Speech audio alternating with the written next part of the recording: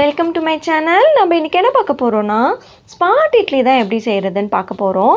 ஆமாங்க, டெய்லி இட்லி தோசை சாப்பிட்டு ரொம்ப போர் அடிச்சு போயிடுச்சா, இந்த ஸ்மார்ட் இட்லி வந்து ட்ரை பண்ணுங்கள். டிஃப்ரெண்ட்டாக இருக்கும், டேஸ்ட்டும் வந்து சூப்பராக இருக்கும். வாங்க எப்படி செய்யலான்னு பார்க்கலாம். அதுக்கு 3 மீடியம் சைஸ் வெங்காயம் வந்து எடுத்திருக்கேன். அதை வந்து நல்லா பொடிசாக கட் பண்ணி எடுத்துக்கலாம். அது கூடவே 2 மீடியம் சைஸ் தக்காளி, அதையும் வந்து பொடிசாக கட் பண்ணி எடுத்துக்கோங்க. அதுக்கப்புறம் கொஞ்சோண்டு கொத்தமல்லி தழை, அதையும் வந்து நல்லா கட் பண்ணி எடுத்துக்கலாம். இப்போ ஒரு தோசைக்கல் வச்சு அது வந்து தோசைக்கல் ஹீட் ஆன பிறகு நம்ம வந்து பட்டர் வந்து ஆட் பண்ணிக்கலாம்.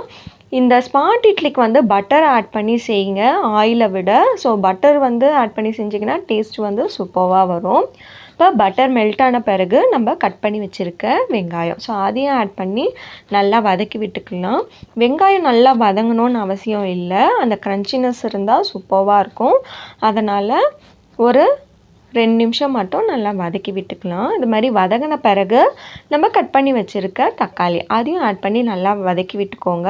அது கூடவே இதுக்கு தேவையான அளவு உப்பு, அதை வந்து ஆட் பண்ணி நல்லா வதக்கி விட்டுக்கலாம். அப்போ தக்காளி வந்து சீக்கிரமாக நமக்கு வந்து வதங்கி வரும்.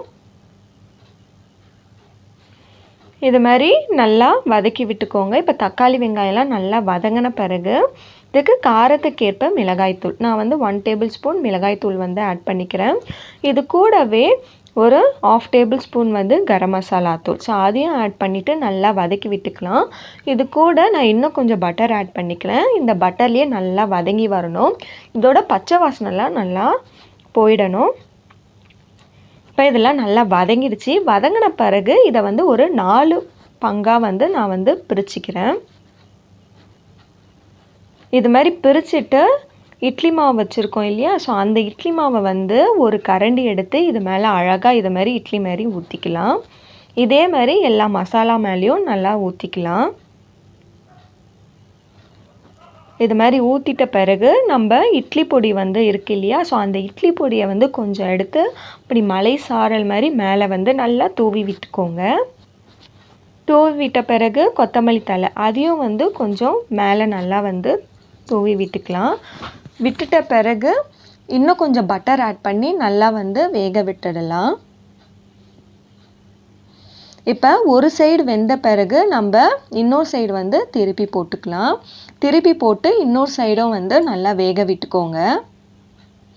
இது மாதிரி நல்லா வெந்த பிறகு நம்ம எடுத்தோன்னா நம்மளோட சுவையான ஸ்மார்ட் இட்லி வந்து ரெடி ஆயிடுச்சு.